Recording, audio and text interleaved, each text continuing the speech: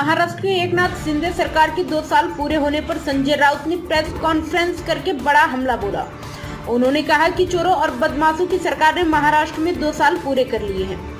क्या बोले सीएम एकनाथ शिंदे? शिवसेना के नेता संजय राउत ने पत्रकारों को संबोधित करते हुए कहा कि मैंने आज विज्ञापन देखा, जिसके माध्यम से मुझे पता चला कि चोरों और बदमाशों की सरकार ने महाराष्ट्र में 2 साल पूरे कर लिए हैं। ये 2 साल धोखाधड़ी के हैं। एक बेईमान संविधान विरोधी सरकार बनी। नरेंद्र मोदी और अमित शाह ने उस असंवैधानिक सरकार को ताकत दी।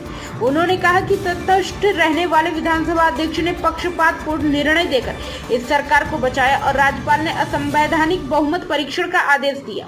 इन सभी ने इस सरकार को बनाने में अवैध और असंवैधानिक काम किए। इस अवैध सरकार का जन्म हुआ और इसे कानूनी रूप से बरकरार रखा गया। उन्होंने कहा कि महाराष्ट्र की सत्ता में बैठी धोखेबाज सरकार के पास जीने के लिए 2 या 3 महीने हैं। लोकसभा चुनाव में जनता ने इस सरकार को नकारा और विधानसभा चुनाव में इस सरकार को हार का सामना करना पड़ेगा।